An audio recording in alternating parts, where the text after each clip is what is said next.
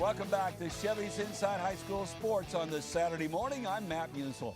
The Episcopal boys basketball team lost in the Southwest Preparatory Conference Championship game last year, but an early 5-game winning streak has the Knights optimistic once again this season.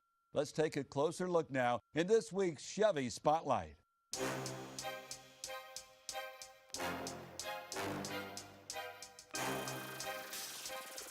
Each day in practice, the Episcopal boys basketball team certainly doesn't lack for motivation. After falling in the SPC title game a year ago, the Knights are hungry for a shot at redemption. We came up short, but I think this year we have a really big shot to win it. So I think we just learned a lot of teamwork, and I think it's a really good experience for our guys. We came in with a renewed focus of making sure that we get better every day so that we can go back and, hopefully have an opportunity to be in that type of game, in that type of situation. I think we can do a lot of really good things with that experience that we gained. Hard on three. 1, 2, 3. Hard. Under the tutelage of sixth-year head coach Wayne Jones, the Knights have established themselves as one of the premier private school programs in the area. He's hard on us at times, which I think that really helps us to make it to the championship. You got to have that drive, and I think he really pushes us towards our goals. Keep going, man. You're not standing there. It's easy to play for him. He's kind of like a role model to me, the way he make us want to play for him. Like the way everybody wants to be around him, and he's just a great dude. He actually lets you play your game, and he really wants you to stay in attack mode. Playing Jones's brand of defense-first basketball that leads to baskets in transition, the Knights raced out to a 9-3 start in the season. Fast, athletic, likes to get up and down, shooter, just all-around defense. We really got pride on our defense. I think we have incredible guard play. I love our defensive ability. I love our athleticism. Leading the way both on and off the court is senior guard Jalen Waddle. The two-sport star is one of the area's top football recruits, but right now his focus is on basketball, where his impact on the Knights is felt in a number of ways. Jalen Waddle, for sure, is our leader. What he does on the football field and what he does on the basketball court is unbelievable. And it's not just his athletic ability and the things that he does. It's his leadership in the locker room. It's his leadership in the classroom. It's the guys that want to follow him because he's a servant leader. He's one of the guys that's picking up towels, that's going to get water. He does all those type of things for his teammates, and therefore they naturally gravitate to him and follow behind him. I try to lead a little vocal, but more of action, because I know if I'm not go out there doing what I need to do, it's hard to follow a guy that he's not really out there producing. He helps a lot, especially when it comes to the locker room. That's like one guy I go to talk to.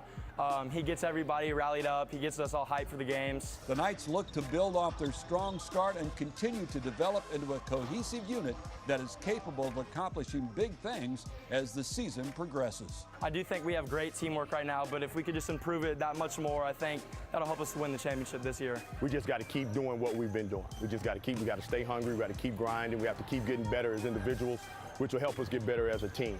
This is an everyday process for us. You don't win championships in November and December. That's where you gain the experience and the maturity that you need to go out and be a force later on in the season, in the postseason. 1, 2, 3, nice. And a special thanks goes out to head coach Wayne Jones and the Knights for having us out, and best of luck the rest of the season. Now, there was plenty of good high school basketball action around the area this week. Let's get to the highlights right now. Let's begin with the reigning 6A state champs, Cy Falls, in action in the Cy Hoops Invitational going on this weekend, hosting Conroe.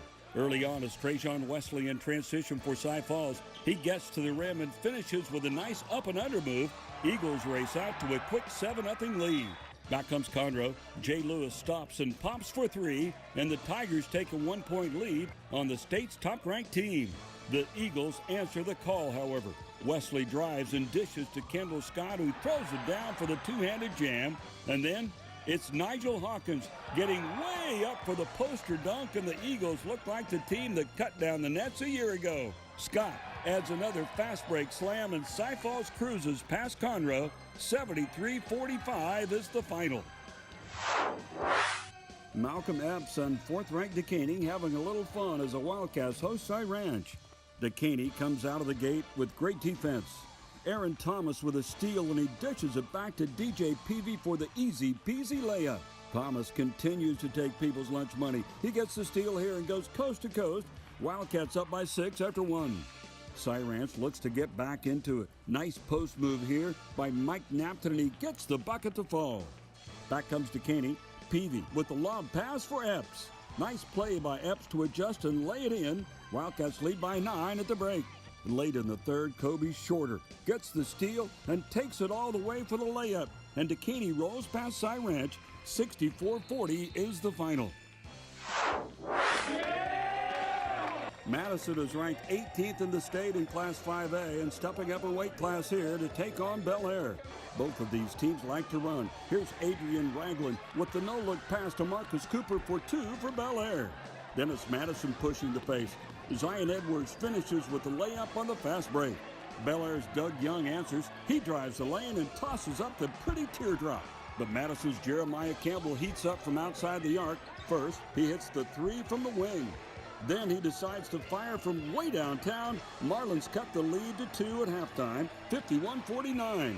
But Young and the Cardinals put this one away. Young scores 27 points, and Bel Air hangs on for an 89-86 win over Madison. This is a great time of the year with basketball and football overlapping, so stay right there because after the break, Adam Coleman of the Houston Chronicle joins us to break down the Saturday playoff action.